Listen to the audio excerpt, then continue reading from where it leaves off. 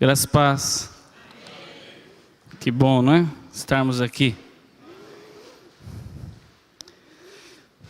Muito bom.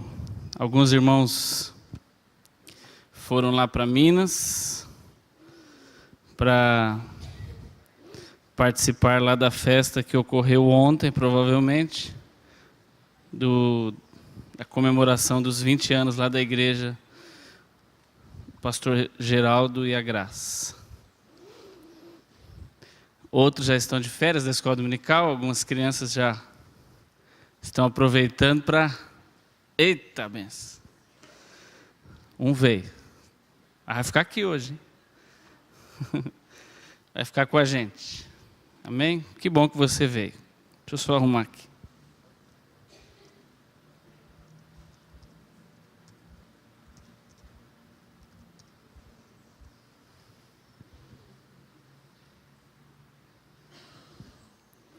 Muito bom, nós falamos há uns dias atrás sobre esse tema e vamos continuar um pouquinho.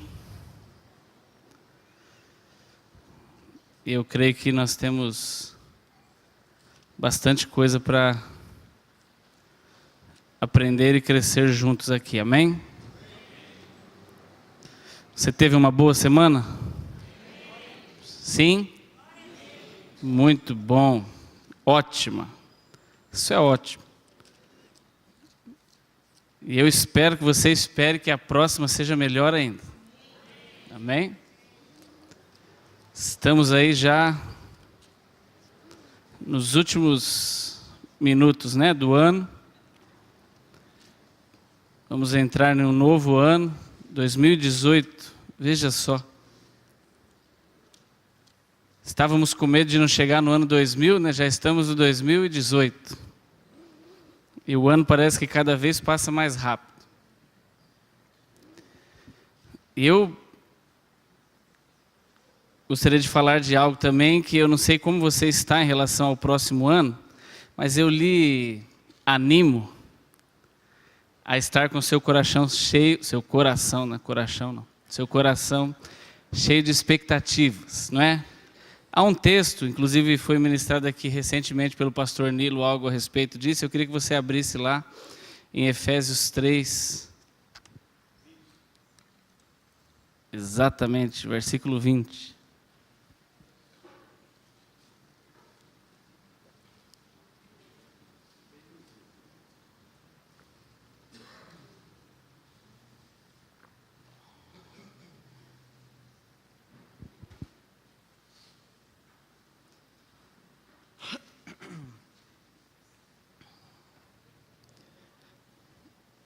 E ele diz assim, Efésios 3, 20, ora,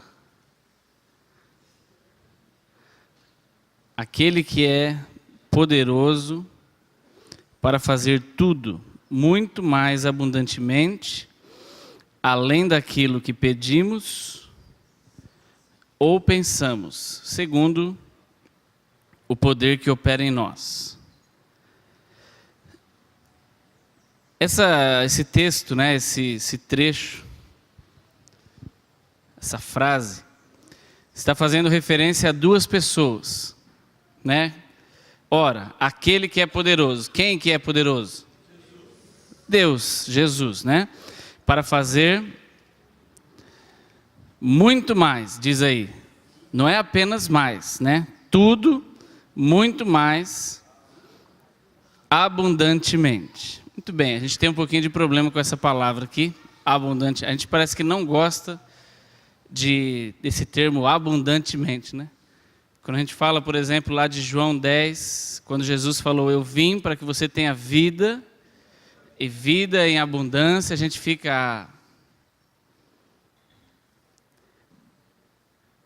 Abundância do quê? Mas aí eu creio que aqui tem uma resposta. Tem uma segunda pessoa que está inclusa nesse versículo aqui. Quem que é?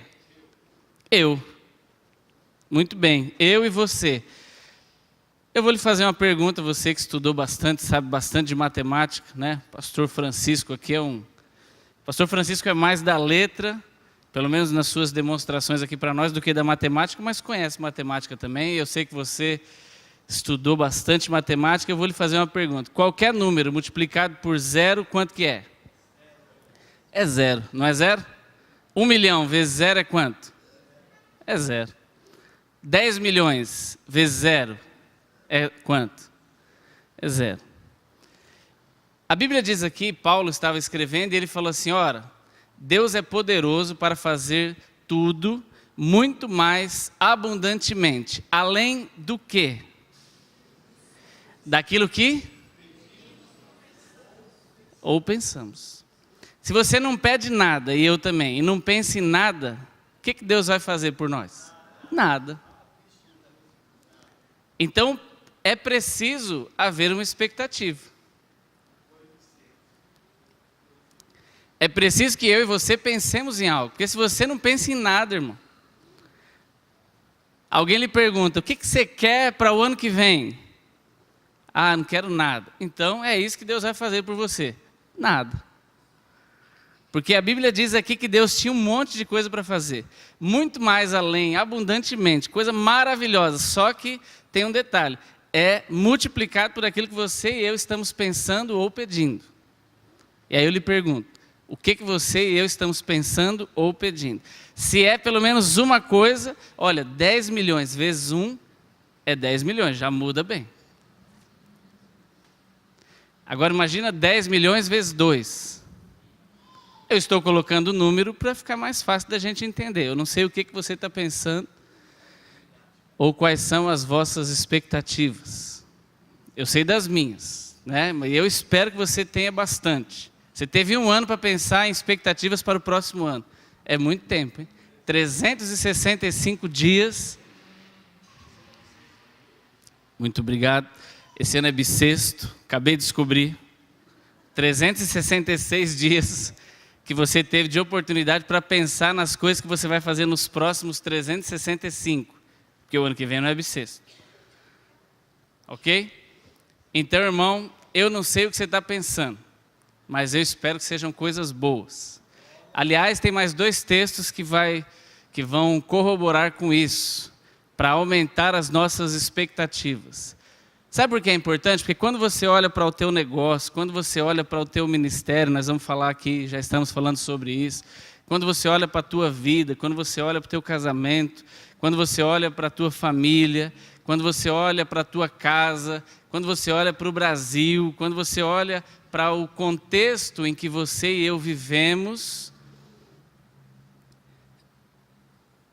é preciso que você e eu pensemos alguma coisa a respeito disso.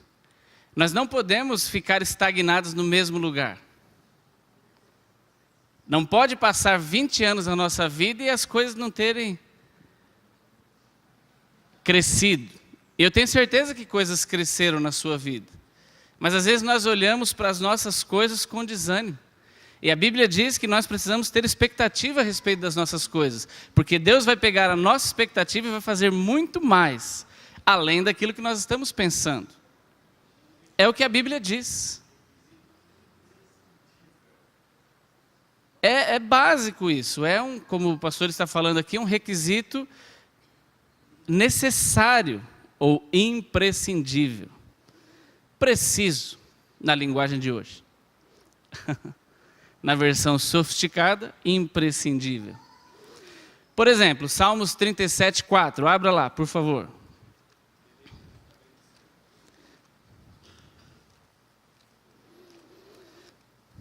Acho que 3 textos aí que vão nos mostrar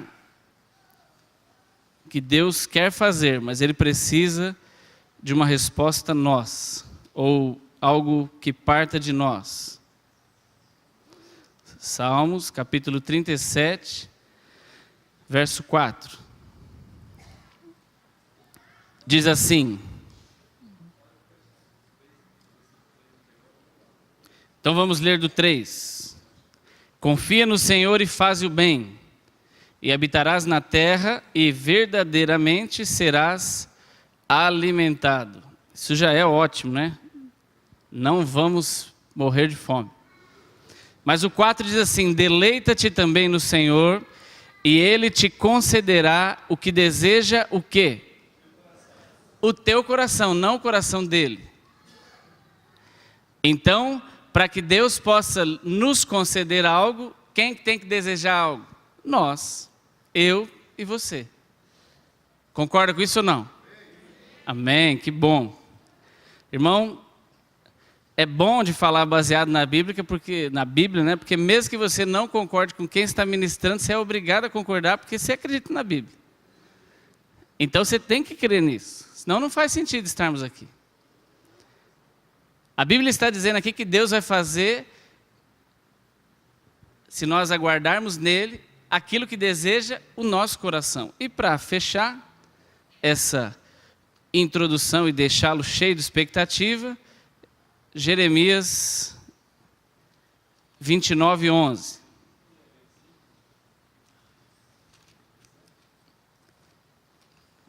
Vou até voltar para ver.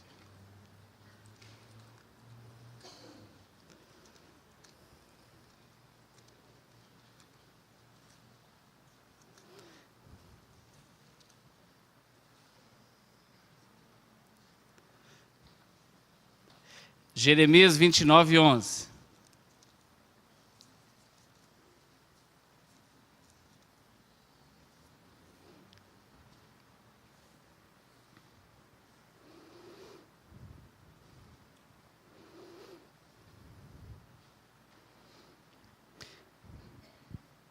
Porque eu bem sei os pensamentos que penso de vós, diz o Senhor, pensamentos de paz e não de mal, para vos dar o fim que esperais. A vontade de Deus é dar a nós o fim que quem espera? Ele ou nós? Nós. Alguém tem uma versão diferente dessa? Não, né? Tem? Então leia aí, André, bem alto.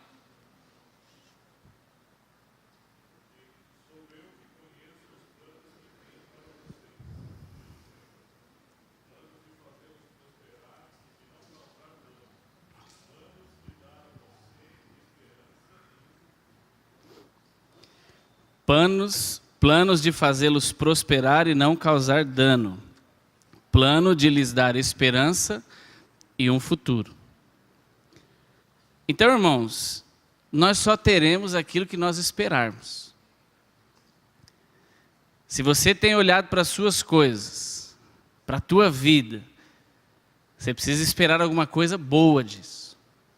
A Bíblia diz lá em Tiago, que dele, 1,17, do Pai das luzes, só vem coisas boas. Deus é bom, irmão. Deus é bom. E Jesus falou assim, olha, se um pai ruim sabe das coisas boas aos filhos, imagina um pai bom. Mas ele espera que nós esperemos algo bom, para recebermos. Ele vai pegar a nossa expectativa e vai fazer coisas maravilhosas. Amém? Eu não sei se você tem esperado coisas boas, mas eu espero que esteja esperando coisas boas. Eu estou esperando coisas boas. Amém? Eu sou otimista. E eu espero que você seja também. Quando você olha para o copo, você não pode falar, ah, meu Deus, já está vazio. Olha, só tem metade. Não, você tem que olhar e falar, glória a Deus, ainda tem metade. Está quase cheio. Dá para matar muita sede ainda. Olhe para as suas coisas assim. Puxa vida, olha quanta pizza nós vendemos, que benção. Olha quanto cabelo nós cortamos, olha quantas coisas Deus está fazendo. Olha assim, irmão. Olha quantas entrevistas de emprego eu fiz, vai dar fruto. Pense assim sobre as suas coisas. Não fique olhando com um olhar de reclamação. Ah, Deus não está olhando para mim. Deus está olhando para você sim. Amém? Creia, tenha fé. E a Bíblia diz que fé é você fazer festa antes que a coisa que você espera se manifeste. Então, se você está crendo sobre alguma coisa que ainda não se manifestou, eu vou lhe dar uma dica, comece a fazer festa já. Comece a se alegrar já. Comece a festejar aquilo que você acredita que já aconteceu no mundo espiritual. E daqui a pouco vai se manifestar fisicamente na sua vida. Amém? Eu creio nisso. E eu espero que você também creia. As coisas só vão melhorar. Ah, mas isso é acreditar em ainda coisas que não aconteceram. Muito bom, isso é fé, é isso que a Bíblia diz. A Bíblia diz que fé é o firme fundamento das coisas que se esperam e a prova daquelas que ainda nós não vimos. E sem fé é impossível agradar a Deus. Ah, irmão, você é louco. É para ser meio louco mesmo. As pessoas naturais não conseguem compreender isso. O que é fé? O que é acreditar em coisas que ainda não aconteceram? Mas a Bíblia diz que foi assim que Abraão acreditou, em coisas que estavam muito longe. Irmão, e se você pensar na situação de Abraão, aí que a gente fala, meu Deus, esse homem era louco mesmo. Será que nós estamos dispostos a ser loucos assim? Talvez Deus não esteja fazendo algumas coisas no nosso meio, porque nós não estamos tão loucos como Abraão esteve. A ponto de acreditar em coisas que mesmo que demorem 25 anos, mas nós continuamos crendo, vão acontecer. Sara não começou a rir quando Isaac nasceu. Sara começou a rir quando Abraão falou para ela, olha, Deus mandou falar que você vai ter um filho. Pronto. Ela já começou a se alegrar. Amém? Então faça festa, irmão. Você está disposto a fazer festa por algo que você está esperando? Você está disposto a comprar o enxoval antes de o médico falar que você já está grávida? Sim ou não? Isso é fazer festa antes da festa chegar, hein?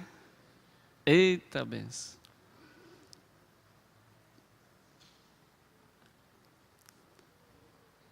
É uma benção. Isso é fé.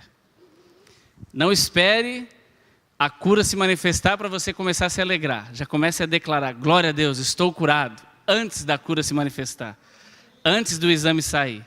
Outro dia eu ouvi um testemunho de um pastor, ele já não está mais, é um livro, né, que foi escrito a respeito desse homem. O nome dele é muito difícil, eu não sei falar, eu prometo que eu vou aprender a falar e aí eu trago o nome dele, é muito complexo, mas diz que ele foi ministrar em uma igreja a respeito de cura, e quando ele estava lá ministrando, ao final da ministração, ele chamou as pessoas que queriam oração e estavam doentes, e aí diz que veio uma mulher na frente para que ele orasse por ela, e ela tinha um caroço assim, aparente mesmo no pescoço, não era algo escondido não, era algo externo, era algo bem grande aqui no pescoço que ela não conseguia nem ficar com seu pescoço ereto, tinha que ficar assim, de lado.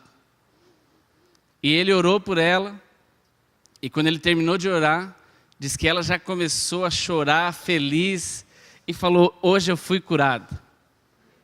Mas o caroço estava lá ainda. Todo mundo começou a olhar para ela e falou, essa mulher está doida, né? Mas ela, a partir daquele dia, ela começou e ela ligava para as pessoas e falava, fui curada na igreja ontem. E todo mundo olhava para ela e via aquele caroço. E o testemunho, ele conta que passou um ano e ele voltou naquela igreja para fazer uma nova ministração a respeito do mesmo tema. E quando ele chegou lá, o pastor chegou para ele e falou assim, pastor, estou até meio constrangido de lhe falar um negócio, mas sabe aquela irmã assim, assim, assado? Falou, sei, lembro. Falou, então, ela ficou esse ano todo falando que está curada. E ela vem na frente, dá testemunho, ela não pode ter uma oportunidade que ela vem na frente, dá testemunho, fala que está curada, mas as pessoas estão olhando para ela, estão vendo o caroço e todo mundo fica rindo dela, mas ela não quer nem saber. E o pior, ela pediu para dar um testemunho hoje, na sua ministração. Ele falou, deixa ela dar o testemunho. E ele foi lá, ministrou, e era como se fosse uma cruzada, E a mulher veio para dar o testemunho e com o caroção lá. E ela veio e ela não falou, eu creio que hoje eu vou ser curada. Ela falou, eu vim aqui mais uma vez dar o testemunho e agradecer a Deus, porque há 1 ano atrás, nesse mesmo congresso, eu fui curada. E quando ela estava falando, o caroço secou na hora e a cura se manifestou.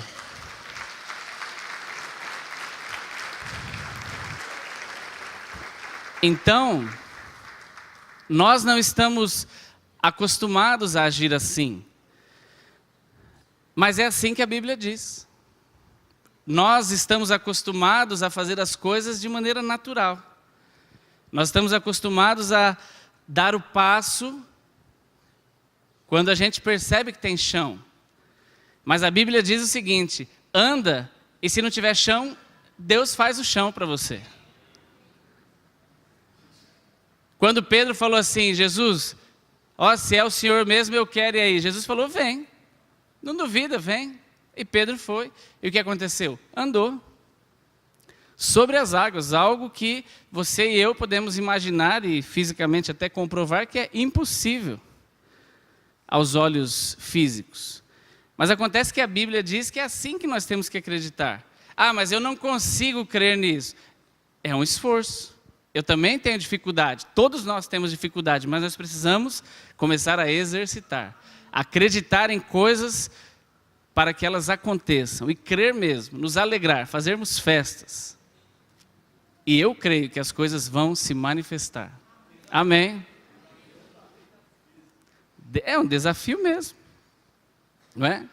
É um desafio mesmo. O que a Bíblia diz, a lei da física diz que tudo que é mais pesado desce. Pois não foi o homem de Deus foi lá e chamou o martelo na água e o martelo não subiu? Fisicamente isso é possível? Não é possível. Era um machado? Não é possível. Mas aconteceu. Existem coisas que a Bíblia relata que são impossíveis fisicamente. Você já viu, algum de nós já foi no médico e ele falou assim, olha irmão, você está com esse problema de pele aí, faz o seguinte, eu vou lhe recomendar algo baratinho. Chega em casa, cuspa na terra, faz uma laminha e passa aí 3 vezes ao dia. Depois de 7 dias você vai ver que curou. Alguém já fez essa receita? Não, já fez. E deu certo. Não é jóia? Está na Bíblia, irmão. Você crê na Bíblia? Você pode não acreditar em quem está ministrando, mas na Bíblia você tem que crer. Senão não faz sentido você estar aqui. A Bíblia fala de coisas realmente difíceis de acreditar, porque são fisicamente complexas, impossíveis, eu diria. Então, eu espero que nós façamos jus ao nome que nós levamos. Você e eu somos chamados de crentes. Você já parou para pensar o que significa ser crente? Crente. Significa que você crê em alguma coisa. Em que você crê? Em coisas impossíveis aos olhos humanos. Porque se você não acredita em coisas impossíveis, você e eu não seríamos crentes. Então nós somos crentes, irmãos. Não seja crente apenas para falar, eu sou crente, mas eu sou chato. Não. Você não é crente para ser chato, não, irmão. Você é crente para crer em alguma coisa. Então creia. Amém? Vamos crer? Glória a Deus. Muito bom. Então nós falamos, eu vou lhe dar a oportunidade hoje de encher o seu coração um pouco mais de expectativa para os próximos tempos. Amém? Muito bom. Nós falamos então, há 3 domingos atrás, sobre essa questão ministerial. E eu vou só fazer uma recapitulação do que nós falamos, para que você não fique perdido. Mas nós falamos a respeito do ministério, né, que é serviço. Seja qual for o ministério, Deus nos chamou para servir. E ali existe um termo, uma palavra que está por trás dessa palavra ministério, que é o que nós lemos no português, que é diaconia, com K. Essa diaconia não é aquele ministério que nós vemos aqui na igreja, o ministério dos diáconos, mas é a diaconia no sentido de servir, né? Paulo fala vários textos a respeito disso, e desde o livro de Atos até todas as cartas de Paulo a respeito do serviço que nós temos para fazer na igreja. E esse serviço, ele é destinado a todos nós. Todos nós temos a liberalidade de participar dos serviços para servir ao corpo, servir as pessoas. Inclusive, nós comentamos também que todos nós temos um ministério. Qual é esse ministério? O ministério da reconciliação foi dado a todos nós. E o ministério da reconciliação em si já é servir alguém, servir pessoas que ainda não conhecem aquilo que nós conhecemos, para que ele possa também crescer, conhecer, ser salvo. Amém? Muito bom, esse ministério é seu, é meu, ele é de todos nós. Nós falamos também que o ministério, às vezes nós gostamos do ministério, né? E quando pensamos em, você tem ministério, puxa, eu não tenho ainda, mas eu quero aquele ali, onde eu serei visto. Não, ministério não é sinônimo de ser visto, é sinônimo de serviço. Então, o ministério é trabalho. Se Deus lhe der a graça, porque nós vimos também no texto lá da segunda carta de Coríntios que é tudo pela graça que Ele nos dá, né? E o próprio Jesus falou para Paulo, a minha graça te basta. É a minha graça que vai lhe aperfeiçoar. Isso está na segunda carta de Coríntios, capítulo 12, versículo 9. A minha graça te basta. E se você acha que não tem capacidade de executar, ótimo, porque é aí que Jesus fala, é por causa da minha graça. O meu poder se aperfeiçoa exatamente na sua fraqueza. Essa é a resposta bíblica para nós quando nós achamos que não temos capacidade ou competência para exercer algo. Um outro ponto que nós falamos que é importante é a atitude do nosso coração em relação às coisas que Deus vai colocando nas nossas mãos, né? E nós demos o exemplo de Paulo, de Pedro, que eles não tinham preocupação em dar o nome de, eu sou apóstolo, eu sou demais, eu sou, não. Eles se colocavam sempre como servos. Então, se você ler as cartas de Paulo, as cartas de Pedro, ele fala, Pedro, servo e apóstolo. Né? Estou aqui para servi-los. Paulo também se colocava assim, servo e apóstolo. Então, nós precisamos, nos nossos dias, aprender a entender que os nossos... muito mais importante do que títulos, é de fato aquilo que nós fazemos para servir ao corpo. O seu título não serve de nada, primeiro perante a sociedade. Você pode chegar lá no Detran e falar, olha, eu sou o apóstolo João. Ele vai falar, dá seu RG aqui, se você não cumpriu todos os protocolos, você não vai tirar carta. Tem conversa. Você pode falar que você é ministro, apóstolo, cantor, diácono, presbítero, profeta, mestre. Ele vai falar, tá bom, mas a filha é ali, ó, não tem conversa. Então, para a sociedade, não vale de nada. Não tem nenhum benefício esse nosso título que nós até idolatramos tanto. Então, não idolatre o posto em que Deus te colocou, mas que nós nunca percamos que qualquer coisa que nós fazemos, irmãos, é Deus quem nos capacita. Né? O pastor Paulo Paulino estava aqui falando semana passada, e ele contou uma história muito legal. E eu já tinha ouvido essa história, e não sei se você esteve aqui, mas eu vou refazer a história dele. Ele falou a respeito daquele jumento que chegou em casa e falou para a mãe dele, né? A dona jumenta. É lógico que você entende que isso é uma parábola, porque o jumento, exceto a mula da Bíblia, não fala. Mas ele chegou lá e falou com a sua mãe jumenta e falou assim: olha, mamãe, hoje eu percebi que eu sou demais. Ela falou: por quê? Puxa vida, quando eu estava entrando ali em Jerusalém, as pessoas começaram a me aplaudir, as pessoas começaram a jogar ramos, as pessoas começaram a festejar com a minha entrada, e eu me senti assim, muito bem. Ela falou assim: puxa filho, eu acho que não era por sua causa. Ele falou: era sim, mãe, lógico que era. Falou: tinha alguém em cima de você? Tinha. Quem que era? Ah, era Jesus. Falou: então, filho,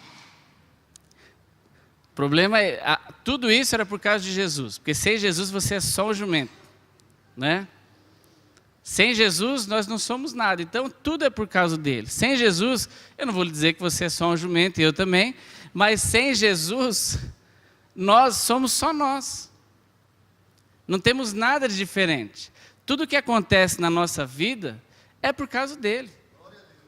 Todas as coisas, todas as promoções, seja ela aqui ou fora daqui, no ministério ou no seu trabalho, o ser bem-sucedido no seu casamento, irmão, se nós tirarmos os olhos dele e deixarmos de entender que é por causa dele, nós vamos tender a falir naquilo que nós estamos fazendo.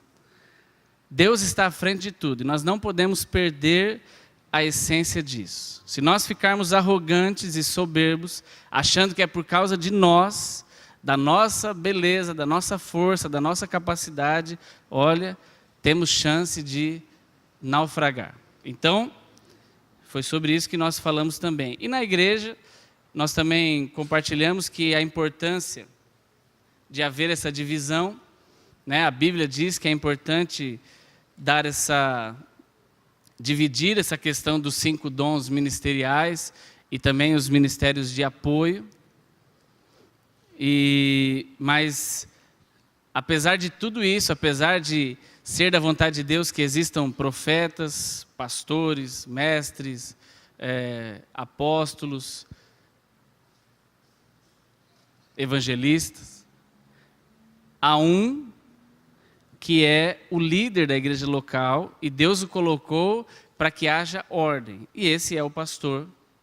Ok? E nós falamos, inclusive, que no nosso caso aqui, o pastor também exerce o ofício de apóstolo. Tudo bem? Você concorda com isso? Muito bom. Então, nós colocamos essa formatação aí e vamos, então, dar continuidade naquilo que nós falamos, não é? Então, a Bíblia diz lá em Efésios, capítulo 4, esse é o texto base. Se você quiser, por gentileza, abrir lá.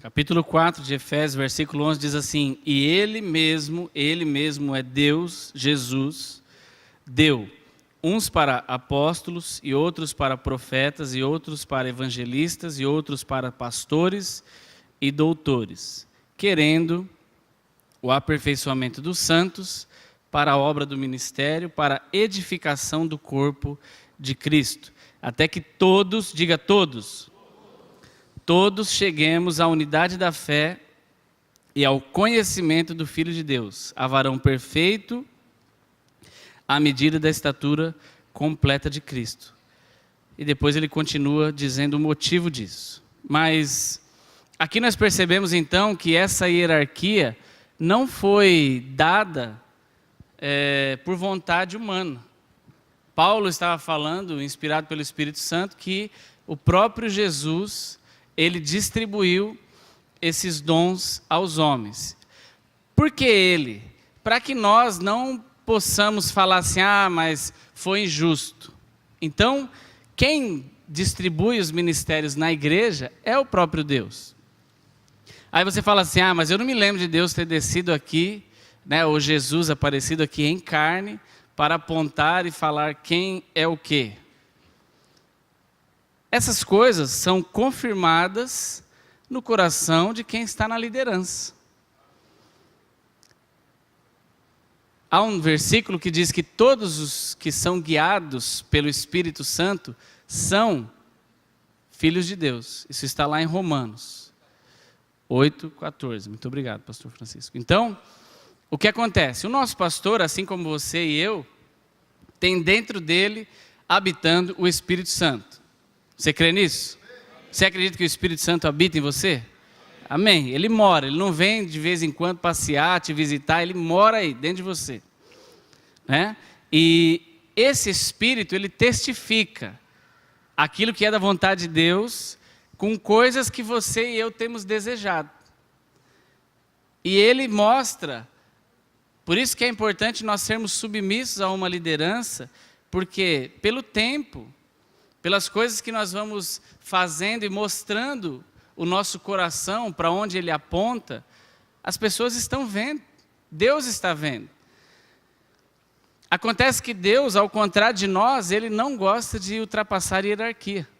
Sabia disso? Deus respeita as hierarquias, porque foi ele mesmo que instituiu. E se Deus pulasse por cima das hierarquias, ele iria pular por algo que ele mesmo instituiu na igreja. Então, se Deus colocou aqui uma pessoa para estar à frente, por que ele vai chegar e vai atropelar tudo e vai falar direto para você e vai falar, ó, pode ir lá e falar para o teu pastor que eu mesmo apareci para você nesta noite e lhe instituí apóstolo. Você acha que Deus vai fazer isso? Não vai. Deus vai usar a vida dele. E o que Deus vai fazer é, quando Ele vier falar com você, você já vai ter uma nota no seu coração, porque o Espírito Santo que habita em você já vai lhe avisar. E vai testificar, com o mesmo Espírito que habita dentro dele, para direcionamentos a respeito de sua vida. Aí você pergunta, e eu também, mas o que eu preciso fazer? Então, qual é o meu papel nisso?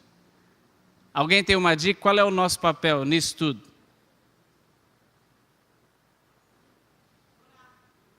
Orar é uma boa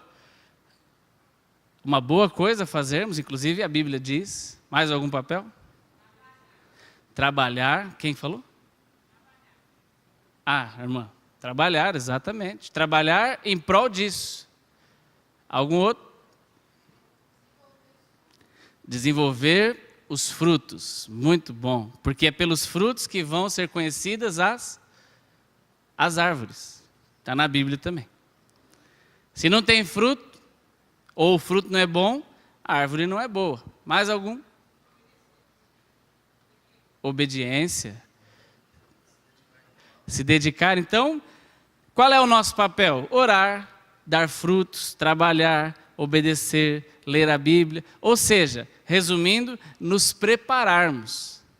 Então, irmão, é isso que nós vamos falar hoje. Se você deseja algo, se você tem expectativas, e é por isso que eu comecei falando sobre expectativas, a primeira coisa que nós temos que fazer enquanto igreja, enquanto corpo, é estarmos preparados. Por exemplo, vou dar um exemplo mais palpável do dia a dia.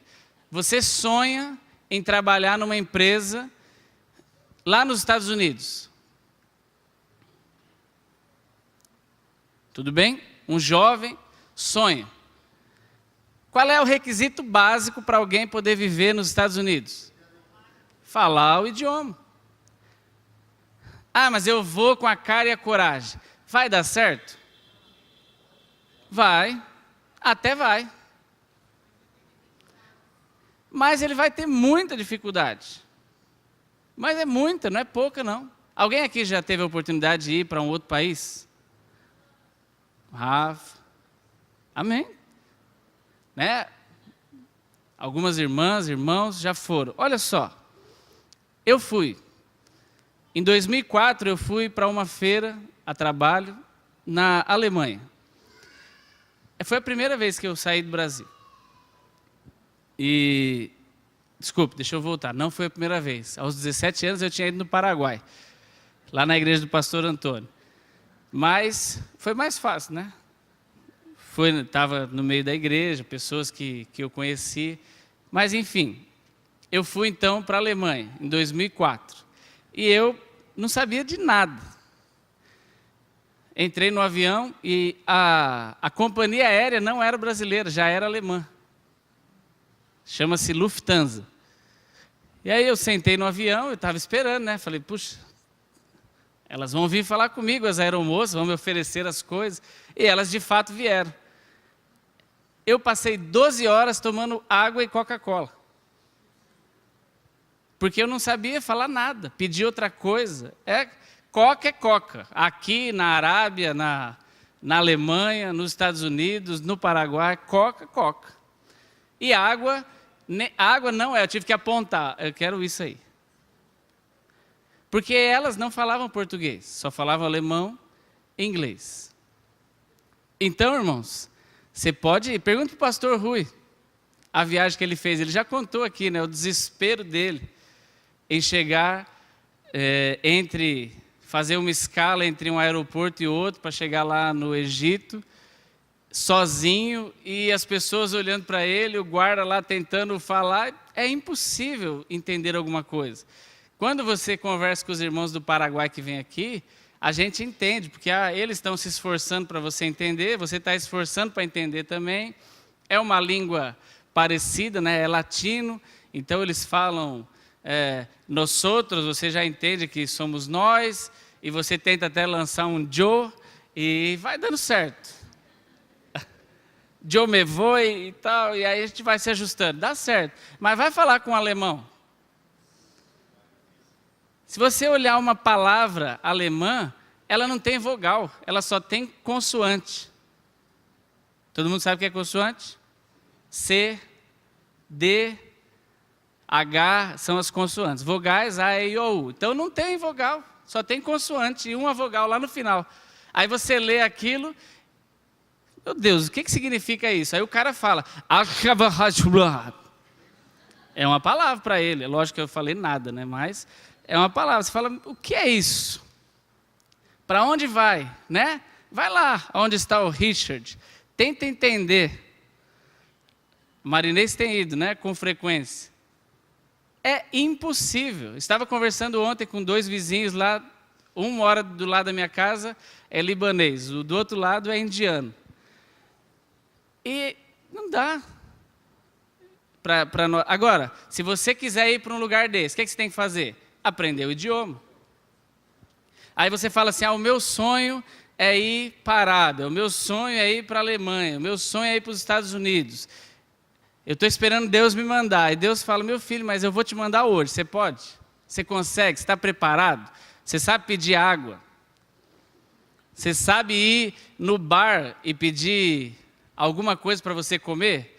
Ou você vai fazer igual a irmã nossa que foi para o Paraguai? Vou contar, hein? A irmã foi lá para o Paraguai. Olha que é mais fácil, hein?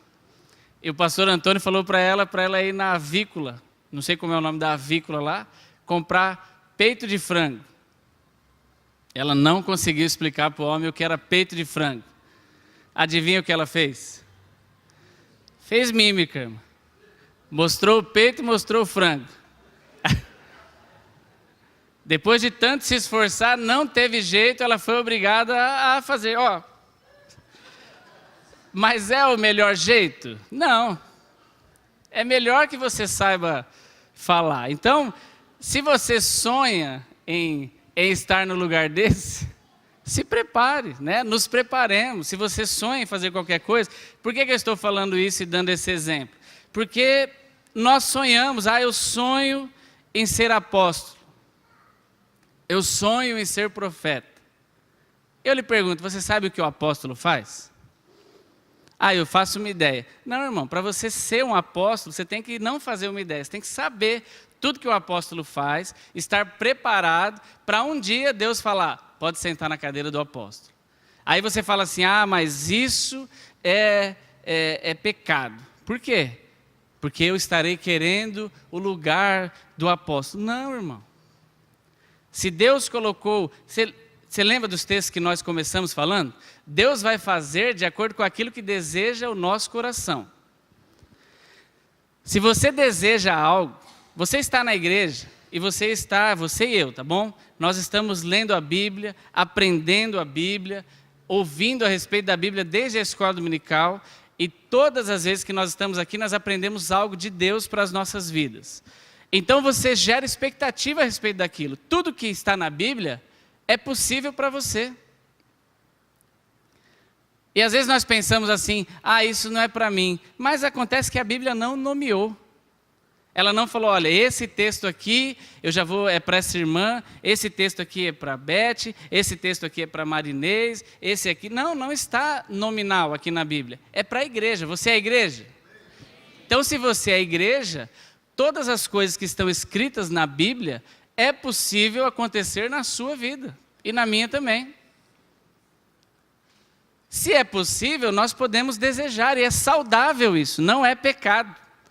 Sabe o que é pecado? Pecado é ter inveja. Pecado é eu e você não nos prepararmos, aí a coisa acontece para alguém, e você fica aí no banco, no seu coração, falando, só acontece para ele. Isso é pecado. Porque aí você está tendo um sentimento ruim em relação a algo bom que aconteceu na vida do teu irmão. Isso é pecado. Você e eu olharmos as coisas acontecendo na vida de alguém e pensarmos assim, não deveria acontecer na vida dele, deveria ser eu lá. Isso é pecado. Agora, quando você se prepara, e eu também, para algo que, se Deus quiser, Ele vai fazer, isso não é pecado, isso é saudável, isso é bíblico. Porque nós precisamos estar preparados. E nós vamos falar um pouquinho disso então. Então vamos dar um pouco de base aqui. Jesus, ele exerceu os 5 ofícios ministeriais. E só foi ele. Vamos lá. Hebreus 3:1.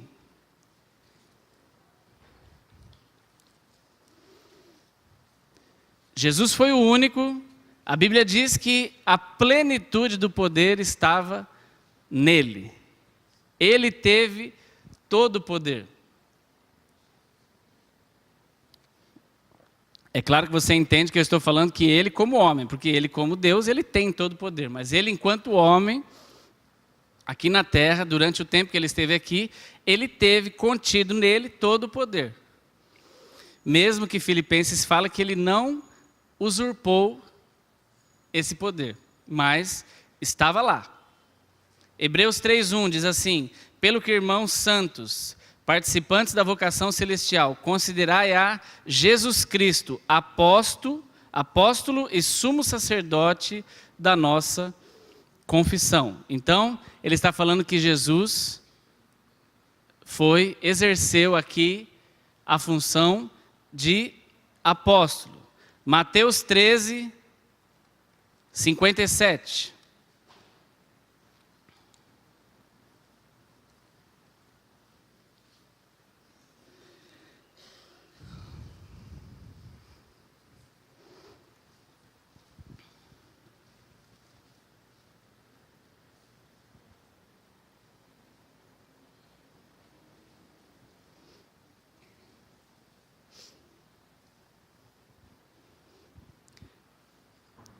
Diz assim, irmãos, eu quero que você fique à vontade para fazer qualquer pergunta, tá? Eu só vou lhe pedir um favor, que você grite aí onde você está, porque da outra vez o irmão ficou com a mão levantada, mas eu não vi. Então você tem que falar, dar um sinal aí bem para eu ver mesmo, tá? Mas pode comentar e perguntar, esteja à vontade. Mateus 13:57 diz assim, e escandalizavam-se nele, Jesus porém lhes disse, não há profeta sem honra, a não ser na sua pátria e na sua casa. Por que Jesus estava falando isso? Porque ele estava falando algumas coisas para eles, e aí alguns falaram assim, nossa, mas esse aí não é aquele lá, o carpinteiro, filho de José, e estavam depreciando Jesus. Jesus falou assim, que todo profeta, ele tem honra, a não ser ali mesmo onde ele nasceu, né? Então o próprio Jesus aqui se coloca como profeta, porque ele foi. Efésios 2:17, nós vamos ver Jesus como evangelista.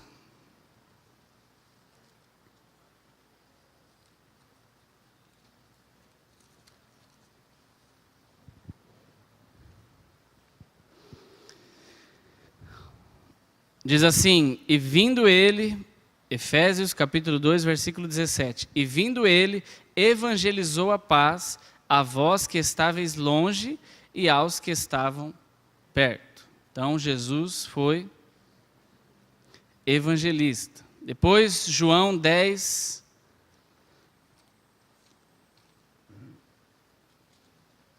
capítulo 10 de João, versículo 11.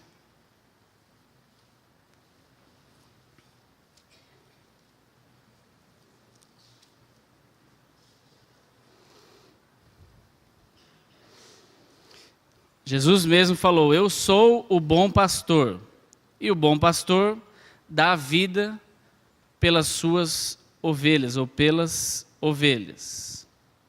Então Jesus se colocou aqui como pastor. E por último, aí em João mesmo, capítulo 13,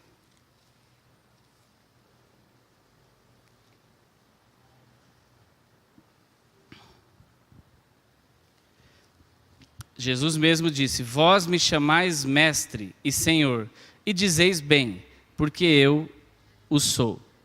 Né? E o termo que nós mais ouvimos na Bíblia, as pessoas usando a respeito de Jesus, é o termo mestre. Né? Todas as vezes que os fariseus chegavam para colocar alguma dúvida, ou tentar pegar Jesus no contrapé, né? Eles sempre usavam o termo mestre.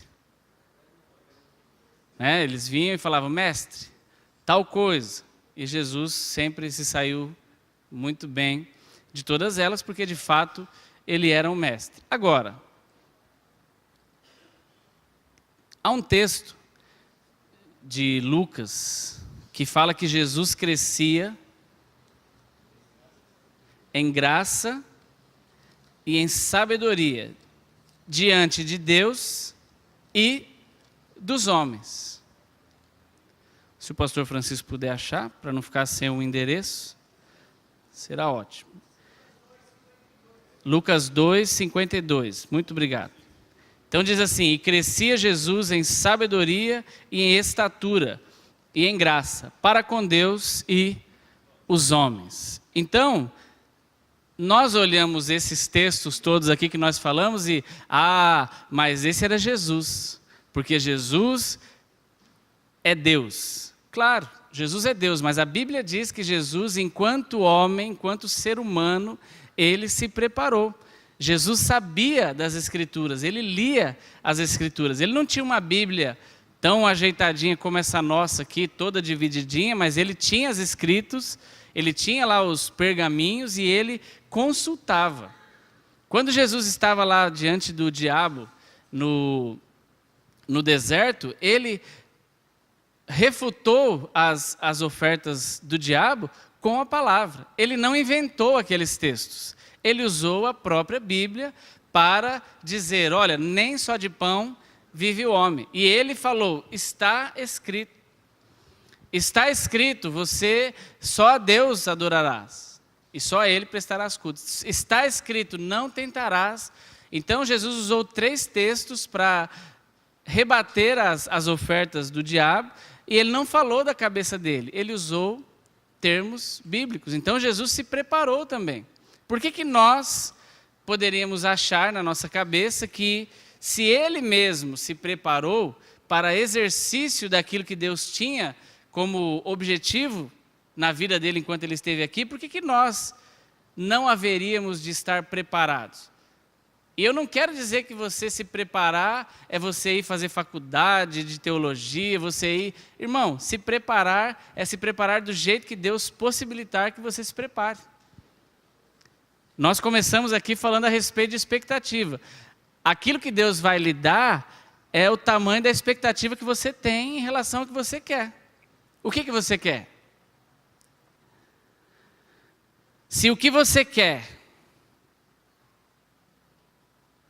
a expectativa e o que você está se exercitando para aquilo que você quer é se preparar em casa lendo a Bíblia, é sobre isso que Deus vai lhe dar.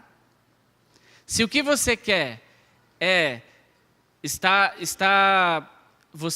Você entendeu que o preparo disso é sentar aos pés de alguém, como Paulo falou, eu estive lá aos pés de Gamaliel. Se o que você quer é sentar aos pés do seu pastor, de alguém para aprender, se submeter a aprender com uma pessoa, é sobre isso que Deus vai lidar. Se o que você quer está baseado e você fala, eu vou me preparar ouvindo pregações de todo mundo no YouTube, é sobre isso que Deus vai lidar. Eu apenas lhe dou uma dica, tome cuidado com aquilo que você tem ouvido. Ah, mas tudo é Bíblia, é verdade, mas existem momentos em que os homens saem da Bíblia e falam coisas dele. Quer ver uma coisa muito simples que para mim me faz diferenciar homens que eu devo ouvir e homens que eu não devo ouvir? Primeiro que a Bíblia diz que você pode ouvir tudo, reter o que é bom e deixar passar o que não é. Amém? Então você pode ouvir tudo. Mas seria bom você escutar e reter aquilo que é bom, aquilo que não é bom, deixa embora. E qual é o filtro para saber o que é bom e o que não é? Primeira coisa, tem que estar na Bíblia. Está na Bíblia? Ah, mas isso aqui foi o pastor Disseu que disse. Está na Bíblia? Eu amo o pastor Disseu e eu o respeito e sou submisso a ele como líder. Já falei isso para ele e na frente da igreja toda. Mas se ele falar alguma coisa que não está na Bíblia, eu fico com a Bíblia. Porque Jesus não falou, em primeiro lugar, vem o pastor Disseu. A palavra de Deus está em primeiro lugar. Ela é o manual. Ah, o pastor Rui é uma benção, o Rodrigo é uma benção, o Ricardo é uma benção. Irmão, se alguém aqui falar algo fora da Bíblia, fique com a Bíblia. Não há dúvida sobre isso. Nós não podemos ter dúvida e titubear. Ah, meu Deus, aquele irmão veio e pregou algo e agora ele me confundiu. Não fique confuso. Fique com a Bíblia. Não há confusão. Se alguém falar alguma coisa aqui fora da Bíblia, fique com a Bíblia. Mas pode ser o Papa. Fique com a Bíblia. Tá bom? E aí um bom filtro, esse. Primeira coisa, está na Bíblia? Ou a pessoa tentou... Tem que estar claro na Bíblia. Fale, por favor. Isaías 8:20.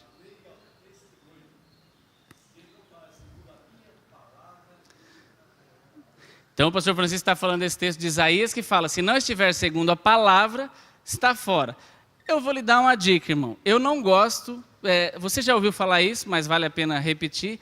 Todo texto fora de contexto, ele vira um pretexto para alguma coisa. Qualquer doutrina que alguém queira colocar, ela tem que estar confirmada na Bíblia em pelo menos 2 ou 3 textos. Se a pessoa pegou um versículo lá, isolado, e inventou uma doutrina sobre aquilo, temos que tomar cuidado. Aquilo se confirma em outros textos, a Bíblia confirma a Bíblia. A própria Bíblia interpreta a Bíblia.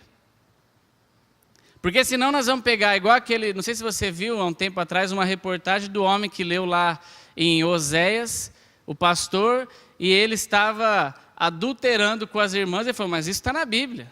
E o repórter, que sabia só um pouquinho de português, falou, mas onde está o texto? Ele falou, está aqui, ó, pega a mulher e adultera com ela. E o repórter falou, não, o texto tem uma vírgula. Pegue uma mulher, vírgula, adúltera, e continua falando. Então, o homem pegou um texto totalmente nada a ver com o que ele estava querendo dizer para inventar uma doutrina. E existem pessoas que fazem isso. Então, por que eu estou falando isso para você? Cuidado com o que você ouve. Esse é um bom filtro. Aliás, eu diria que é essencial. Tem que estar confirmado aquilo que está se falando. Ah, mas ele fala lindamente. Amém, está na Bíblia? Tem muitos homens que falam maravilhosamente bem, são filósofos. Mas não está na Bíblia. Se tiver, pode ser até coisas boas de se ouvir, mas não para você fazer doutrina e eu também. Um outro ponto. Irmão, se você começar a ouvir um pastor que fala mal de outro pastor, é um bom filtro para você já tirar ele do seu ouvido. Porque uma pessoa que sobe aqui para falar mal de outra pessoa, ah, mas o que ele está falando é verdade. E daí? Ele é Deus? Quem foi que instituiu esse pastor aí que você ouve como juiz para falar mal de outros, para decretar quem é certo e quem é errado? Quem lhe instituiu? Perca tempo não, irmão. Homem que fala mal de outro, na minha visão, está fora da Bíblia. Aliás, é bíblico, né? Que nós não podemos ser maldizentes. Sabe o que é maldizente? Falar mal. Maldiz. Alguém que maldiz outra pessoa está lhe roubando a dignidade. Então, tome cuidado. Não ouça pessoas que falem mal de outras pessoas. Sim, fala mal de outros pastores, fala mal de ministério, fala mal... Irmão, Efésios 4, 29. Não saia da vossa boca nenhuma palavra torpe, mas só a que for boa, para promover a edificação daqueles que a ouvem. Eu vou lhe falar. Palavra torpe, muitas vezes nós associamos a palavrões, palavras de baixo calão. E não é. Palavra torpe é tudo que você e eu falamos que não promove edificação. Se eu falar alguma coisa mal de alguém, eu estou lhe trazendo edificação? Não, pelo contrário, eu estou deixando você chateado com aquela pessoa sobre quem eu estou falando mal. Eu estou roubando de você a dignidade dela. Então, eu não estou lhe promovendo edificação. Essa palavra é torpe. Então, são dicas para você e eu escolhermos quem que nós vamos ouvir, tá bom? E eu creio que vai ser uma bênção. Então, o que eu estava falando? A preparação nossa é de acordo com aquilo que nós queremos. Você e eu estaremos preparados de acordo com o que nós gastamos tempo. Voltando no exemplo do idioma. O meu sonho, então, é morar nos Estados Unidos. E eu já estou preparado, porque na escola eu aprendi o verbo to be da 1ª à 8ª série, inclusive no colegial. Irmão, se você acha que já está preparado, vá. Vai sofrer, mas vai dar certo. Uma hora você vai conseguir pedir água lá. Mas vai ser o melhor preparo? Provavelmente não. Então, nós vamos chegar aonde nós nos prepararmos para chegar, amém?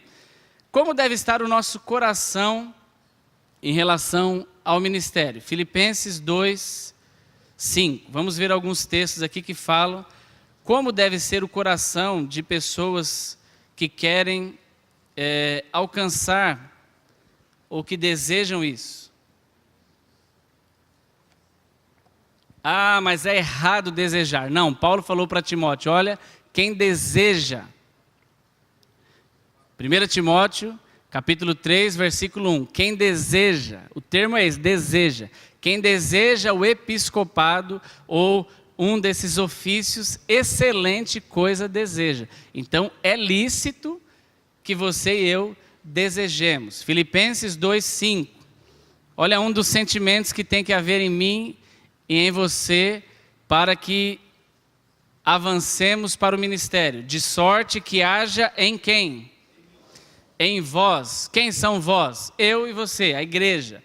O mesmo sentimento que houve também em Cristo Jesus. E aí ele vai falando, né? Um texto que nós conhecemos muito bem. Que sendo em forma de Deus, não teve por usurpação ser igual a Deus, mas aniquilou-se a si mesmo. Tomando forma de quê? Servo. E fazendo-se semelhante aos homens. Depois do texto a gente já sabe. Mas o que é aqui que nós estamos querendo pegar para nós? Que o sentimento que nós temos que ter é o mesmo de Jesus. Que mesmo tendo todo o poder e sendo Deus, ele não teve por usurpação ser igual a Deus, mas fez-se servo. E o próprio Jesus falou, eu vim para servir e não para ser servido. Um outro sentimento, verso 14, aí do mesmo capítulo.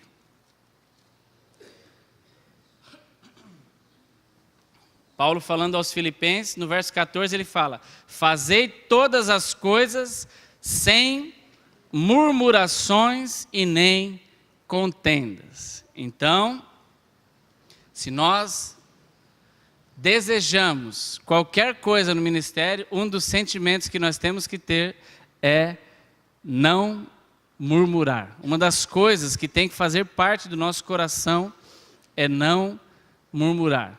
Ah, mas eu não murmuro, mas eu só falo aquilo que eu vejo. Não, irmão. Às vezes, como você coloca, é murmuração. Sabe por quê? Porque se você tem alguma coisa para falar, alguma injustiça, alguma coisa que você se sentiu lesado, injustiçado, não concordou, existem as pessoas certas para a gente falar. O que vai fazer de bem você falando com uma pessoa que não pode resolver nada? Nada. Você tem que falar para quem? Para quem pode resolver. Inclusive ajudá-lo. Olha, pastor, eu estive orando, né?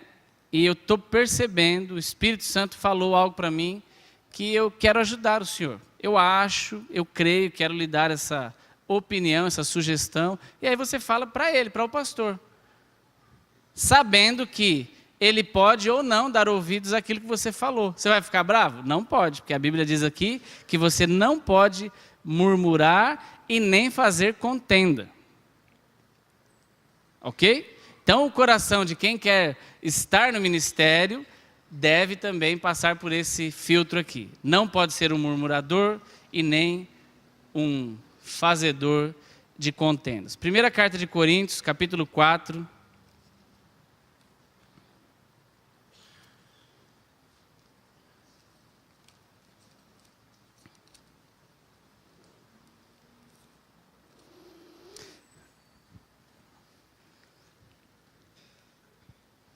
Versículo 1 diz assim: que os homens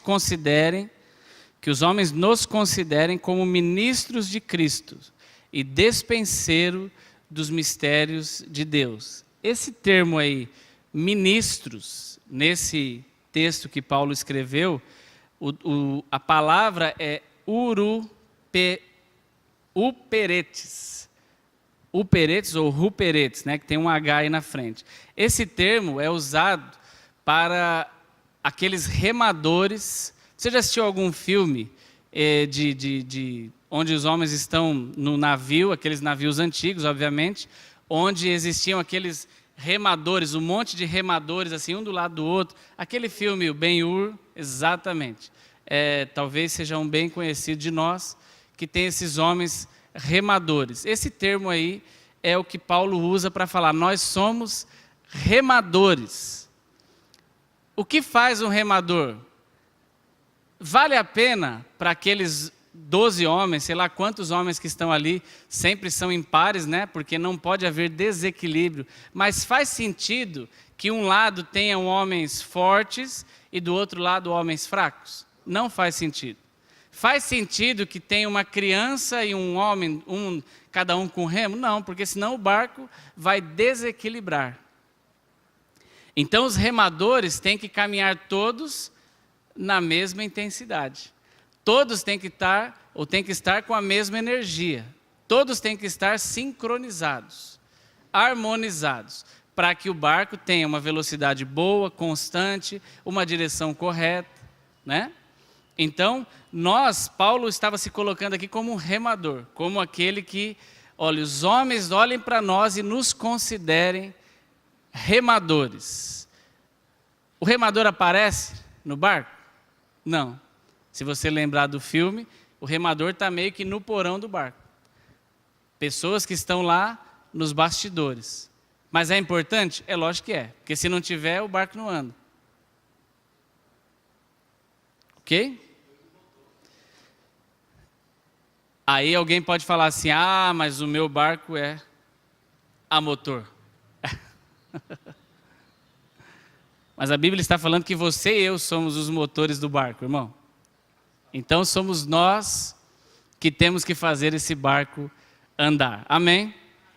Muito bom. E a Bíblia diz também aqui, Paulo falando que as pessoas nos encontrem como despenseiros dos mistérios de Deus. Despenseiros são aquelas pessoas que servem, pessoas que estão para ajudar, mordomos.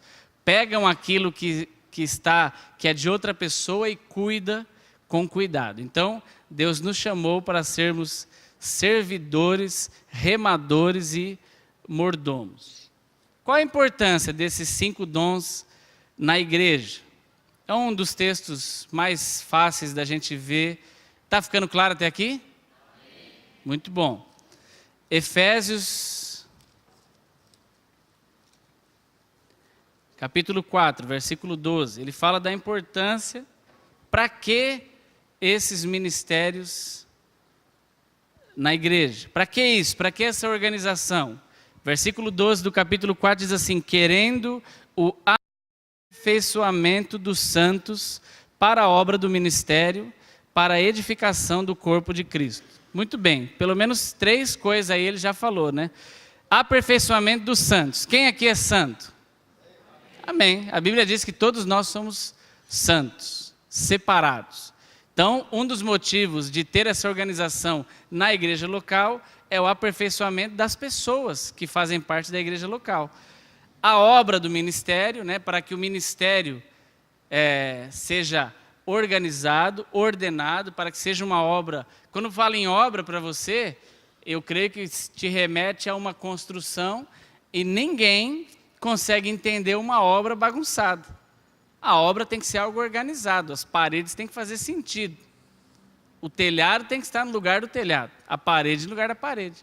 Não faz sentido um telhado baixo, uma parede cortando o salão. As coisas têm que estar no lugar. Não pode estar de cabeça para baixo. Muito bom. E a edificação do corpo até que todos cheguemos à unidade. Depois, tem um outro, mais à frente no 14, ele fala um outro motivo. Para que não sejamos mais meninos inconstantes, levados em roda por todo vento de doutrina, pelo engano dos homens que com astúcia enganam fraudulosamente. Muito bem, nós acabamos de falar de pessoas que você e eu nos expomos a ouvir, por exemplo, na internet, no YouTube ou em qualquer site aí de áudio e vídeo. A Bíblia diz aqui no versículo 14 que essa organização na igreja para a edificação do corpo é exatamente para que nós não sejamos crianças, meninos, aqui ele fala um estado infantil a ponto de qualquer pessoa que falar qualquer groselha, que é groselha? Qualquer coisa que não tenha nenhum fundamento bíblico, você fique e eu também confuso. Ah, meu Deus, nossa, que nova doutrina, agora eu me achei. Não, irmão, cuidado. Para isso que existem pessoas aqui na igreja aptas a nos ensinar, para que quando nós venhamos a ouvir uma palavra fora da Bíblia, você tenha um radar que fala, opa, isso aí não vem de encontro ao que eu tenho no meu coração. E aí você refuta aquilo. Por isso que o salmista diz, né? Escondi a tua palavra no meu coração para eu não pecar. A palavra no seu coração é que vai ligar um radar e falar, isso não é de Deus. Amém? Então, esse é um dos pontos. Outro, Hebreus 5, de 11 a 14, que vem a corroborar com esse mesmo texto aqui, né? Faz a mesma menção. Diz assim, do qual muito temos que dizer de difícil interpretação, porquanto vos vistes negligentes para ouvir. Olha só, antes da gente continuar. Irmãos, pode dizer quem quiser, falar, na Bíblia, olha, é fácil. A Bíblia eu sento sozinho e o Espírito Santo me mostra todas as coisas. Quem aqui lê a Bíblia e acha fácil tudo? A Bíblia não é fácil, irmãos. Se tem um livro que não é simples, é a Bíblia. Então não adianta a gente falar assim, não, olha, eu aprendo, eu sou autodidata. Não, eu lhe dou uma dica, não queira ser autodidata. Primeiro que você vai demorar muito tempo, pode até ser que você consiga, porque o Espírito Santo habita em você, mas vai demorar. Para que eu vou demorar 30 anos descobrindo coisa que tem homens que já descobriram? Não é uma perda de tempo? É bobeira minha. Não, eu quero descobrir sozinho. Você tem chance de descobrir errado, tem chance de perder muito tempo, porque alguém já descobriu alguma coisa que pode te ajudar, né? Então, a Bíblia não é um livro simples de você e eu aprendermos, mas, por isso que ele fala aqui, do qual muito temos que dizer, de difícil interpretação. A própria Bíblia diz a respeito dela que não é fácil.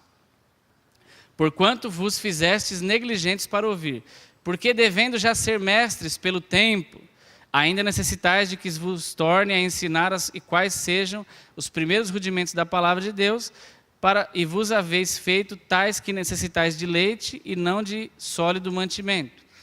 Porque qualquer que ainda se alimenta de leite não está experimentado na palavra da justiça, porque é menino. Mas o mantimento sólido é para os perfeitos, os quais, em razão do costume, têm os sentidos exercitados para discernir tanto o bem como o mal. Então, um dos motivos para que isso seja estabelecido na igreja é para que nós cresçamos. Eu acho que isso está bem claro já. E agora, rapidamente, nós vamos falar um pouco de qualificações, né? Eu estou falando tudo isso para quê? Nós poderíamos já falar assim, olha, o profeta faz isso, o apóstolo faz isso, o mestre faz isso, mas é importante nós sabermos como nós precisamos estar para podermos exercer todas essas coisas. Como nós precisamos nos preparar? E o meu objetivo aqui, em compartilhar isso com vocês, é para isso, para que nós possamos criar expectativas e estar preparados para poder absorver todas as coisas que Deus vai trazer para nós nos próximos tempos. Amém? Você tem expectativas? Você tem expectativas de coisas que Deus vai fazer na sua vida? A respeito dessas coisas? Eu também tenho. Primeira carta de Timóteo, capítulo 1, versículo 12.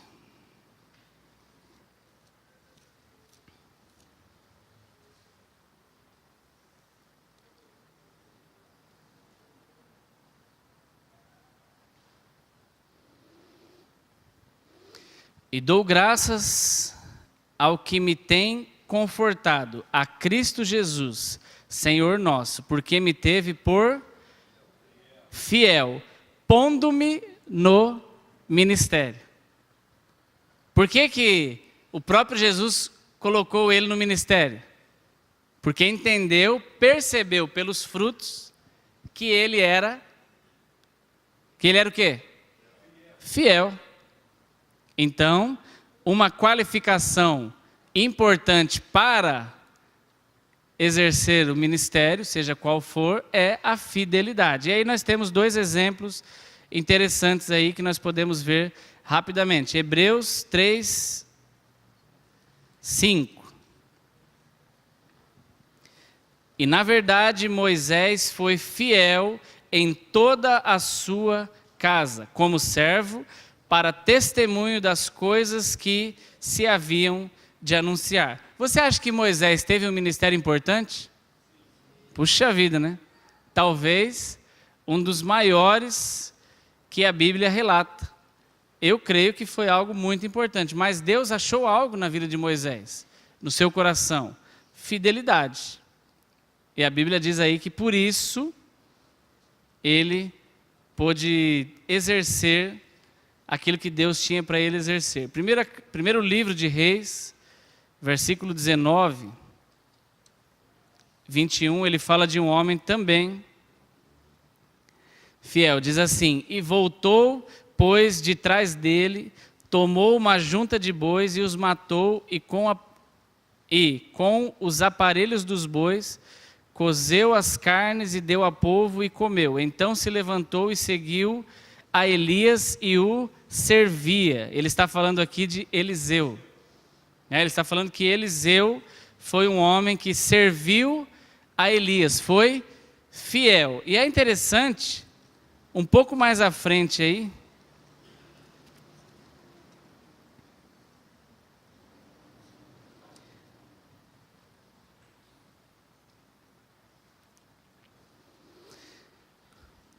um pouco depois desse texto, O tempo é grande, mas as folhas são poucas. No capítulo 3 do segundo livro, a Bíblia diz que Elias foi lá, ungiu Eliseu, e Eliseu, ungido, já não começou a exercer a sua função de profeta, mas ele ficou servindo Elias durante muito tempo. E nós acabamos de ver aqui um texto que fala que ele serviu Elias, foi fiel. E olha o capítulo 3, versículo 11 do segundo livro aí, diz assim: E disse Josafá, não há aqui algum profeta do Senhor para que consultemos ao Senhor por ele? Então respondeu um dos servos do rei e disse, aqui está Eliseu, filho de Zafate, que deitava água sobre as mãos de Elias. Olha o trabalho de Eliseu, irmãos. Sabe o que Eliseu fazia? Elias sujava a mão, ele trazia um baldinho de água e jogava para Elias lavar a mão. Isso é servir ou não? Então, Eliseu foi fiel e serviu durante quanto tempo? Durante todo o tempo necessário em que Deus estabeleceu para que ele servisse. Tiago 1, 7 e 8, outra qualificação importante que tem faltado muito no nosso meio, constância.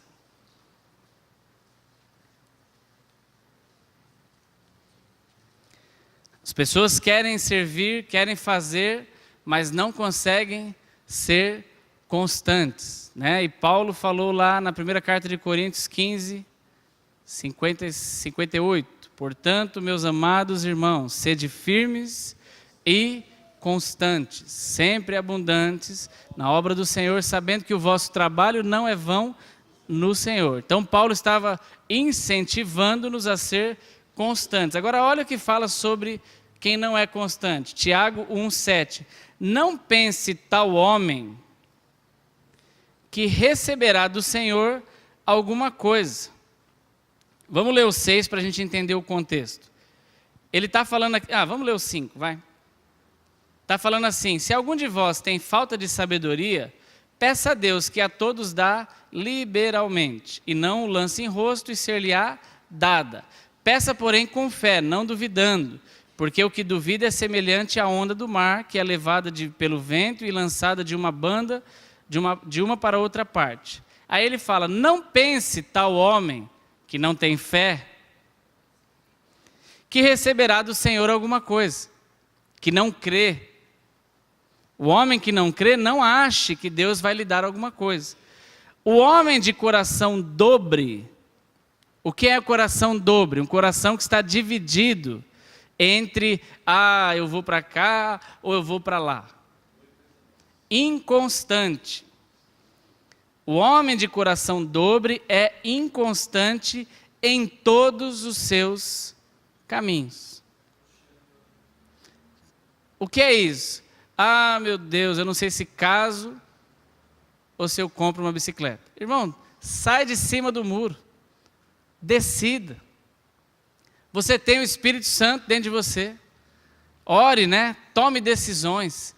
Converse com a sua família. Decida em família. Fale com a sua esposa. Fale com o seu marido. Fale com seus filhos. As decisões são complexas. É para mudar daqui para a China. Não vai tomar essa decisão sozinha. Converse com a mulher. Converse com os filhos. Né? É para ir na padaria comprar pão. Isso você não precisa, talvez, ficar pedindo tanto conselho. Vai lá logo, compra pão e come e resolva isso, meu filho. Nós somos muito assim, não sei, eu sei. Tem coisas que são enormes e a gente toma a decisão sozinho e toma errado. Tem coisas que são simples e você fica consultando 318 pastores, passa no corredor dos 70. Vai logo, irmão, tome a decisão, é só para isso. Vai, resolva logo, meu filho. Faz o que você tem que fazer, né? E nós somos assim, inconstantes. A Bíblia chama de inconstância. Então, nós precisamos ser constantes. Um outro requisito, uma outra qualificação, né? A segunda carta de Timóteo, capítulo 2,15, diz, procura apresentar-te a Deus aprovado, como obreiro que não tem de que se envergonhar e que maneja bem a palavra da verdade. Romanos 12, 7. Esse texto é bem interessante. dois textos de Romanos que são... Então ele fala... Então nós falamos qualificações: ser fiel, constante, estudar a palavra, e agora Romanos 12, dedicado no que faz. Diz assim: se é ministério, seja em ministrar. Se é ensinar, que haja dedicação ao ensino. Isso vale para todos. Se você vai ser profeta, seja dedicado naquilo. Se você quer ser apóstolo, seja dedicado naquilo. Se você quer ser evangelista, se dedique. Não faça meia sola, meia boca. Vou fazer de qualquer jeito que para quem tá bom. Não, irmão, você está fazendo é para Deus. Então faça o seu melhor. Inclusive o texto diz: maldito aquele que faz a obra de maneira relaxada. Jeremias 48, 10.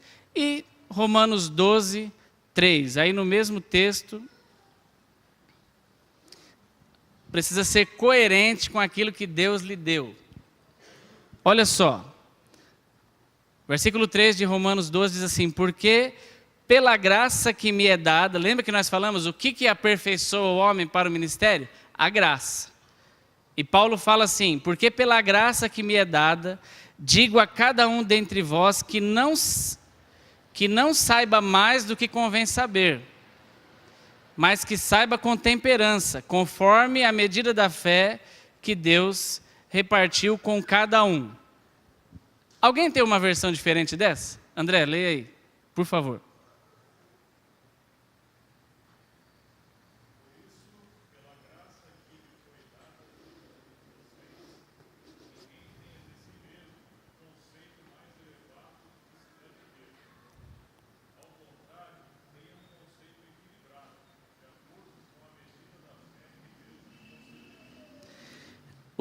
Na versão que o André leu, ele fala: ninguém tenha um conceito a seu respeito maior do que aquilo que realmente é. Tem pessoas que acham... O pessoal faz uma brincadeira sobre o argentino, né? O brasileiro fica brincando com o argentino. Mas ele fala que o argentino, ele se valoriza demais, né? Então, ele se vende por um preço que não é. Mas ele acha que é. Isso é uma brincadeira. Mas o Paulo está falando aqui exatamente isso para nós.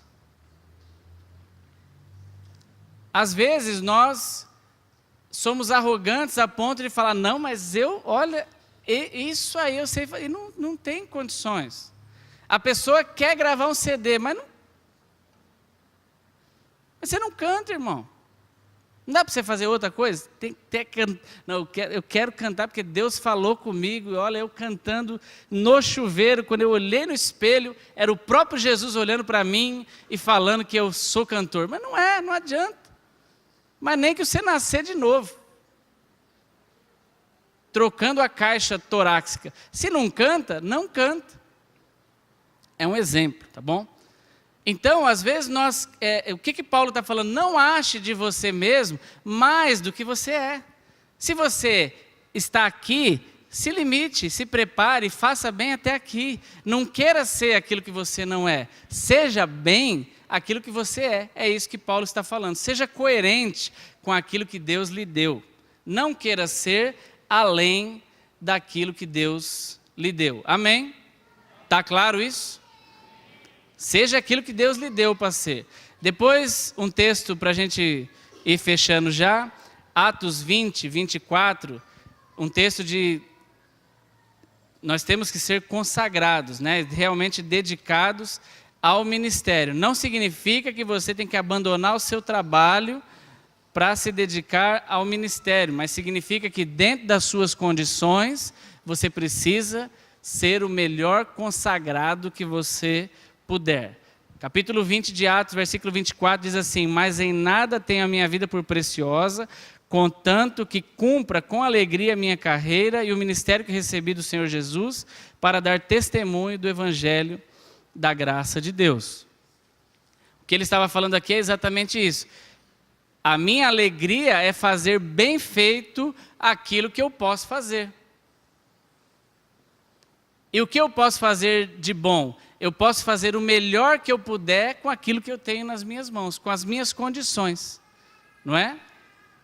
Não adianta você e eu querermos fazer algo extraordinário além das nossas condições. Nós temos que fazer o melhor que nós pudermos dentro das nossas condições. O melhor que nós pudermos dentro daquilo que Deus colocou para nós fazermos. Não queira ser além daquilo que você é e também faça bem feito. Ah, eu só faço assim porque é só isso que eu posso fazer. Não, irmão, faça bem feito.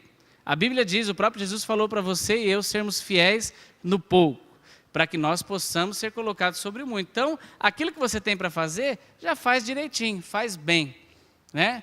Tito 1,7 fala sobre uma outra qualificação, que é o desenvolvimento do caráter.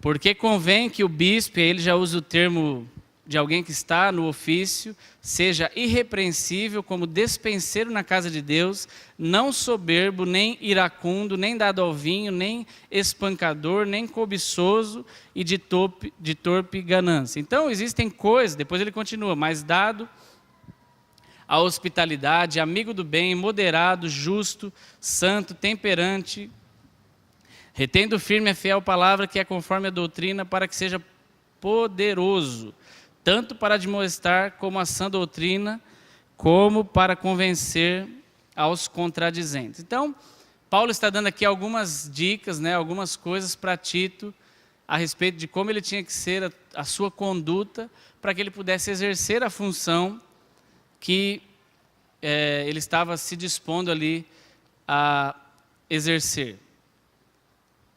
Eclesiastes 7:1.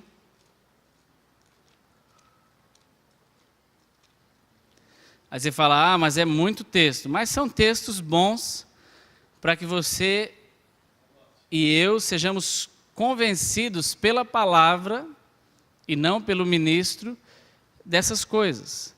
Eclesiastes 7:1 diz assim, melhor é a boa fama do que o melhor unguento, e o dia da morte do que o dia do nascimento de alguém. Então, você pode ter dinheiro, pode ter tudo, mas se você não tiver uma fama boa, inclusive talento. Talento não preenche a lacuna da fama, de uma boa fama, de uma boa reputação. É isso que ele está dizendo aqui. Depois, 1 Timóteo 3,6, ponto importante também que às vezes nós não gostamos. Aliás, a maioria das vezes nós não gostamos, né? Preparação.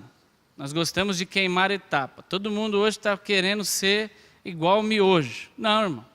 Macarrão bom é macarrão que demora para ser feito. Miojo é o miojo. Fica rapidinho pronto? Fica, mas não vai passar de um miojo. É gostoso? Dá para comer? Dá para enganar? Dá. Quando você está ali com fome, com pressa, não tem outra coisa para fazer, faz o miojo. Mas alguém aqui vive só de miojo? Não. Então, precisa preparar, não queime etapas, né? 1 Timóteo 3,6 diz assim, não neófito, para que, ensoberbecendo, não caia na condenação do diabo. O que é neófito? Alguém despreparado. Ok? Neófito se diz de uma pessoa normalmente nova, que acabou de chegar. E se aplica muito bem. Mas você sabe que existem muitas pessoas que já são antigas e ainda são neófitos em alguns assuntos? Por quê? Porque não se prepara. Então, de quem tem que ser o interesse em se preparar para essas coisas? Meu mesmo, não é? Então não adianta, alguém chegou e é super talentoso, nossa, é um as, é demais. Mas não dá, irmão, tem que se preparar, tem um tempo, né? E tempo de preparação não é tempo perdido. Tem pessoas que acham que se preparar é perder tempo. Não, se preparar é ganhar. Quem fica estudando 5 anos para um vestibular, chega lá e passa, ele perdeu tempo ou ele ganhou tempo? Ganhou. Sabe por quê? Porque depois ele vai estudar de graça, lá na USP. E você vai ter que pagar 1.000, 1.500, 2.000, porque você não se preparou igual ele. É isso. Você acha que alguém que ficou 4 anos se preparando para uma Olimpíada, chega lá e ganha o ouro, ele perdeu tempo? Não, ele se preparou, ele gastou tempo, isso é fato. Ele abriu mão de uma série de coisas, né? Mas ele colheu os benefícios daquilo. E, por último, Provérbios 27:2 é uma boa dica também para nós irmos para o almoço com ela. Você vai almoçar hoje? Alguns não vão almoçar, vou perguntar de novo. Você vai almoçar hoje? Isso, almoce, irmão. Não fique sem comer, não. Então você vai almoçar pensando nessa palavra aqui, tá bom? Provérbios, capítulo 27, versículo 2. Olha que texto maravilhoso para você e eu pensarmos a respeito desse. Uma das qualificações para o ministério é alguém que não faz autopromoção. Irmão, aliás, esse também é um bom filtro, tá? Para as pessoas que você tem ouvido aí no YouTube. Homens que ficam falando de si, olha, eu sou demais, glória a Deus pela minha vida. Assim, eu fico encantado pelo tanto que Deus me usa a mim mesmo. Olha, eu estou até preocupado. Então, cuidado com pessoas desse tipo que se acham, né? Isso vai de encontro com aquele texto que nós lemos, além daquilo que são, e ficam ainda se autopromovendo.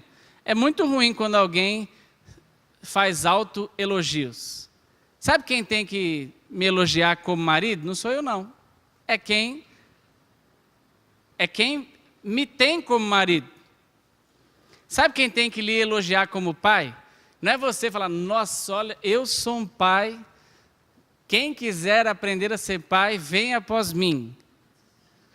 Negue-se assim. Não, não é. Você que tem que falar, eu sou um pai. Sabe aquela música do Roberto Carlos, que ele fez há pouco tempo, esse cara sou eu? Não deve se aplicar a nós. Não combina com a gente. A Bíblia diz aqui, ó, Provérbios 27:2. Diz assim, louve-te o estranho, e não a tua boca. O estrangeiro, e não os teus lábios. Sabe o que ele está dizendo aqui? Ei, irmão, não é você que tem que falar de você mesmo, não. As outras pessoas é que tem que falar bem de você. Quem tem que falar que você é um bom funcionário é o teu colega de trabalho, é o teu patrão, é o teu chefe, não é você. É isso que ele está falando aqui. Louvem-te o estranho, não você. Você já viu aquela pessoa que ela chega no chefe e fala, olha, eu mereço um aumento. Aí ele fala, por quê? Olha, porque eu sou o melhor funcionário, eu faço tudo perfeito, se eu fosse você, eu me daria um aumento. Mas o chefe não consegue enxergar nada daquilo que a pessoa enxerga. Qual que é o problema? Será que ele não está enxergando além daquilo que de fato é? E nós encontramos várias pessoas assim. Pessoas que pegam as oportunidades que têm para falar de si próprio. Irmãos, elogie as outras pessoas. A você mesmo, você deixa que os outros estão te vendo. Então, uma boa qualificação aqui para que nós possamos compreender e usar e andar sobre ela é: quem deve falar bem de você são as outras pessoas. E qual é a sua função e a minha? Simplesmente andar direitinho, fazer as coisas da melhor maneira possível, né? Fazer o que a Bíblia diz, pegar as coisas na mão e fazer o melhor que nós podemos fazer com ela. Amém? Você entendeu? Está claro? Foi abençoado? Vai pensar sobre isso? Então eu vou lhe falar algo. Você tem, irmão, você tem até o ano que vem. Olha quanto tempo, hein? Você tem até o ano que vem para pensar sobre esse assunto. Aí o ano que vem, só o ano que vem, nós vamos voltar aqui, vamos falar então sobre cada uma dessas funções que a Bíblia diz. E aí você vai ter pensado desde 2017 até 2018, vai pensar bastante sobre isso. E vai pensar em tudo que você vai fazer para se preparar. E vai criar bastante expectativa na sua cabeça, amém? e no seu espírito, para que você realize tudo aquilo que Deus tem para você realizar. Amém? Então, graça e paz.